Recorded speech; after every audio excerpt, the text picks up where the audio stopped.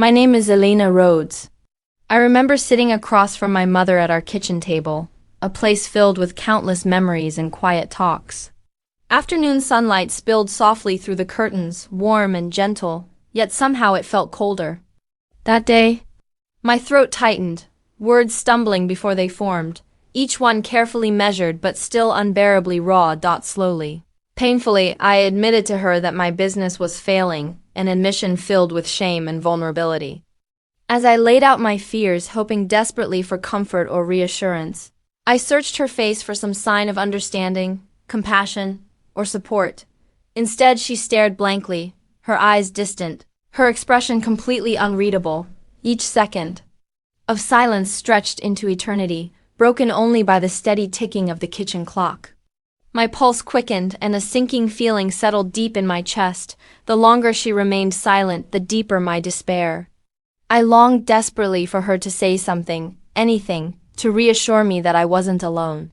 Instead, her silence grew heavier, the emotional distance between us widening sharply in that painful moment. It was then I realized a harsh truth. My struggle, my pain, none of it mattered to her. The comforting warmth and protection I'd sought from my mother had vanished, leaving me utterly exposed, vulnerable, and painfully alone. As the sunlight faded into early evening shadows, I finally stood, feeling emptier than ever. My quiet confession, meant to bring us closer, had driven an unspoken wedge between us. Walking away, I knew something inside me had changed forever. My innocence and trust were gone, replaced by the cold, uncomfortable truth of solitude. Days later, I found myself reluctantly attending a family dinner, forcing a fragile smile while anxiety twisted like a knot inside my chest. The dining room echoed with familiar voices, laughter bouncing warmly off the walls, dishes clinking in rhythmic comfort. Yet beneath it all, a sense of dread gnawed persistently at my heart. Then, with no warning, my mother rose from her chair, glass held elegantly in her hand, her smile charming yet strangely sharp. "Well, everyone," she declared playfully, her voice slicing through conversations, "it seems Elena is officially bankrupt. Let's hope one of us can hire her soon." Laughter erupted around me instantly, loud, carefree, and piercingly cruel. Heat rushed to my cheeks as humiliation and disbelief surged within me. I sat frozen, my mother's words echoing painfully in my ears, each laugh amplifying my embarrassment. Every chuckle around the table, every amused glance, intensified the betrayal. Unable to endure the humiliation another moment, I stood abruptly, pushing my chair back loudly against the hardwood floor. Without uttering a word, I left, stepping into the cool, quiet night, away from their laughter and false camaraderie. The stark contrast between the lively warmth I'd left behind and the cold night air mirrored perfectly the isolation gripping my heart. Standing alone in the darkness, the sting of betrayal burned fiercely. Tears filled my eyes, but I refused to let them fall. In that moment of quiet, painful defiance, I made myself a promise. Never again would I let anyone diminish me in such a cruel and public way. Walking away into the silent darkness, I felt a painful yet powerful resolve solidifying deep within me. In the solitude of my modest apartment, the weight of my mother's betrayal pressed heavily on my shoulders. Silence enveloped me, thick and suffocating, as I replayed that night's humiliation repeatedly in my mind. Each replay felt sharper, more painful, etching deep into my heart. I allowed myself the release of tears, hot, silent, and filled with anger and grief for the trust now shattered beyond repair. Night after night, I lay awake, haunted by echoes of laughter, those casual remarks that had stripped me bare. Yet, amid the darkness, a new clarity began to form. Slowly but surely, my pain transformed, shifting from raw vulnerability into a stubborn determination. I refused to let this humiliation define my future or shatter my self-worth entirely. As morning sunlight streamed through my curtains each day, I made a decision. I would reclaim control of my life, quietly and purposefully. Gathering all the business documents, financial records, and strategy notes I could find, I spread them across my small kitchen table, the very place my vulnerability had first betrayed me. This act alone felt symbolic, a defiant gesture against past defeat. hour after quiet hour. I meticulously mapped out a path forward. My days became disciplined routines, careful budgeting, client calls, strategic investments, each task a silent, deliberate step toward recovery. I chose isolation, intentionally cutting off distractions and limiting interactions that might diminish my resolve. Over weeks, determination became my constant companion. Although alone, I discovered an inner strength I never knew existed. Every Small victory reinforced my confidence, each accomplishment a quiet affirmation that I was capable, worthy, and resilient. Gradually, I felt less defined by betrayal and more shaped by the deliberate, purposeful act of rebuilding. Eventually, the solitude stopped feeling like loneliness. Instead, it became a sanctuary where I quietly pieced together the fragments of my dignity. My silence was no longer weakness. It became my quiet rebellion, a powerful choice to rise again, stronger and wiser than before. Days turned into weeks, and my life settled into a rhythm of quiet, disciplined purpose. Each morning began early, the first glow of sunrise peeking through my curtains as I brewed coffee, mapping out tasks meticulously on a notepad beside my bed. The silence around me no longer felt empty. It was now a steady companion, an ally in my journey toward self-restoration. I took on consulting projects. Discreetly, carefully vetting each opportunity, always mindful of my limited resources and the fragile state of my confidence. I poured myself into every job with quiet intensity, determined to prove not to anyone else, but to myself that I was capable of reclaiming control over my financial and emotional well-being. Days were spent hunched over my laptop, negotiating contracts, managing tight budgets, and painstakingly rebuilding bridges that my humiliation had nearly destroyed. Evenings blurred into nights as I reviewed progress, refining strategies, adjusting plans, always staying focused and quietly relentless. Each small milestone a client secured, a positive review, a slight uptick in my bank balance felt monumental. Privately, I allowed myself brief moments of quiet celebration, savoring these subtle triumphs like hidden treasures. They represented something profoundly important, proof that my mother's cruel dismissal had not broken me. Instead, it had ignited a fierce, quiet resilience within me. Slowly, confidence returned, filling me softly, gently. My resilience grew quietly beneath the surface, unseen by others but profoundly felt. The invisible victories piled up, each one healing the wounds left by betrayal, reinforcing my newfound independence. With each successful step, I reminded myself that strength does not always need an audience. It can thrive quietly in the shadows. Unnoticed yet deeply powerful. In this quiet resurgence, I rediscovered parts of myself I'd forgotten existed. A calm, unwavering strength had emerged from within, one built carefully, patiently, piece by piece, until I felt grounded once more. Alone but empowered, I realized my silent victories had quietly reshaped me into someone stronger, wiser, and ready to embrace whatever lay ahead. As my life steadily regained stability, memories I'd long buried began to resurface, echoing softly in the quiet moments of my solitude. One image kept returning clear, vivid, hauntingly persistent. The white colonial lakefront house my mother had loved obsessively since I was a child. It had become more than just a home. It symbolized her unmet expectations and unfulfilled dreams, the life she claimed nobody had cared enough to give her. I remembered countless weekends spent touring open houses. My mother's gaze filled with longing as she touched polished banisters or stood at spacious windows overlooking calm waters.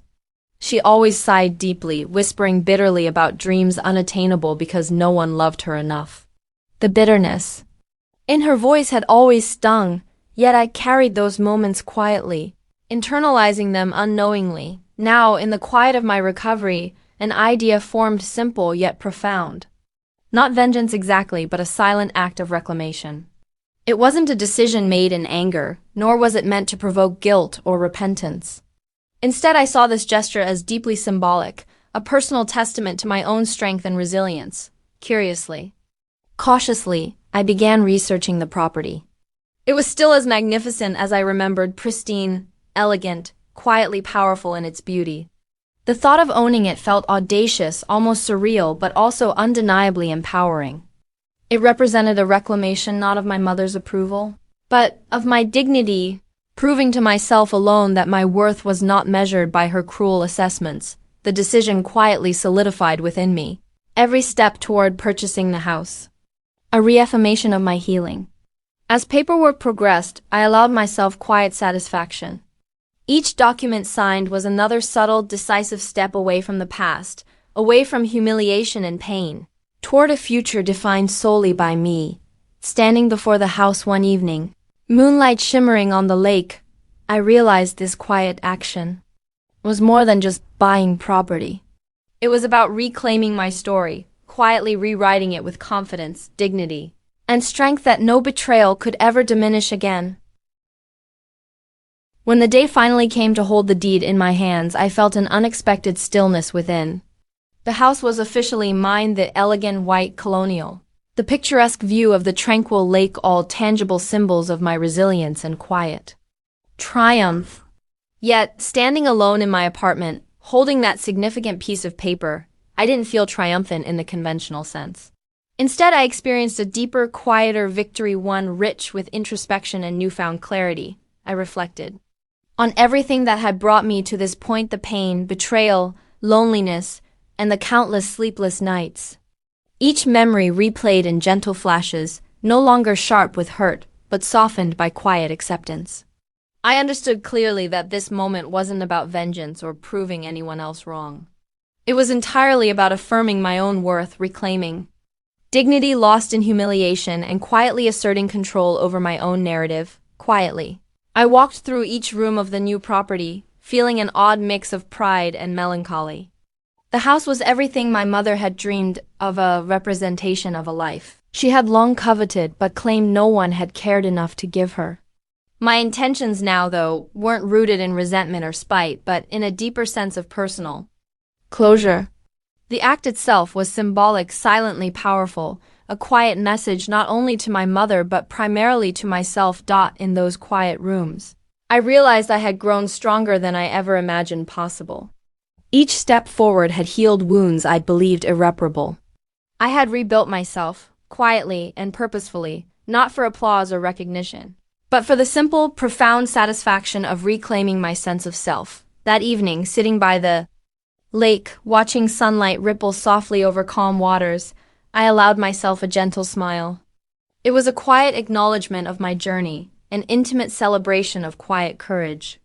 In purchasing this home, I had done far more than acquire property. I had silently, resolutely reclaimed myself. The moment had arrived. Alone in my quiet living room, I held the elegant gold envelope carefully in my hands, feeling the gentle weight of the deed within.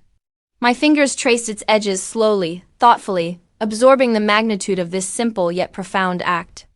Inside was not just a piece of paper, but the physical representation of everything I'd quietly endured and overcome. On a single, small sticky note attached to the deed, I had written a brief, powerful message. Bankrupt? I bought your dream. The words were concise, direct, carefully chosen to express exactly what needed to be said, no more, no less. I knew the quiet intensity of this statement would speak far louder than any lengthy explanation ever could. It encapsulated the essence of my journey, the quiet triumph of resilience and empowerment in the face of betrayal. As I sealed the envelope, my hands trembled slightly, not from anger or bitterness, but from a sense of quiet resolve and closure. This wasn't a gesture meant to open old wounds, nor was it an attempt at reconciliation. Rather, it was a carefully chosen symbol, a quiet declaration of independence, proof that I had reclaimed my worth and dignity entirely on my own terms. I arranged the delivery discreetly, anonymously, deliberately excluding any return address or explanatory letter. It felt crucial to me that the action itself should stand alone, quiet and unadorned, allowing my mother to interpret its meaning without guidance or context. The simplicity of this act was central to its power. No drama, no fanfare, only silent, purposeful clarity. After the delivery was arranged, I stepped away, knowing the envelope would soon be on its way, quietly carrying my message. I felt lighter in that moment, as if something heavy had lifted gently from my heart. I realized I had finally let go, not by forgiving or forgetting, but by quietly asserting my own strength. Reshaping my story on my terms alone, days passed quietly. Yet anticipation lingered within me, subtle and unspoken, like the calm before a storm. I knew exactly when the envelope would reach my mother, picturing clearly the expression that would cross her face when she recognized what it contained. Though I deliberately distanced myself from direct involvement, I still found myself silently contemplating her reaction, curious, perhaps, or simply needing a final sense of closure. Then one quiet afternoon my phone vibrated, illuminating my mother's name. I didn't answer. The screen dimmed and a notification appeared, a voicemail. Taking a deep breath, I played the message, listening carefully as her voice, so different from the sharp, dismissive tone, etched into my memory, filled the silence of my apartment. She spoke softly, voice trembling and uncertain. The bravado and confidence she typically wore had vanished entirely, replaced by confusion, vulnerability, and a quiet ache of remorse. She admitted quietly and painfully how much she regretted what she'd done, how blind she'd been to my pain, my strength, my dignity. Her tears, audible even through the message, punctuated each heartfelt apology. But strangely, as I listened, I felt neither satisfaction nor vindication. Instead, I felt something deeper, quieter, a simple acknowledgement of truth. Her remorse couldn't undo the past, yet her quiet devastation represented a subtle validation of everything I'd endured. The silence after the message ended filled me with a profound sense of calm. I realized then that I no longer needed her remorse, or anyone's validation, to confirm my worth. Looking around my quiet apartment, at everything I'd quietly built and rebuilt, I felt only peace. The emotional storm, which had raged for months beneath the surface, finally subsided into calm acceptance. I didn't need to respond, didn't need to hear more apologies or explanations.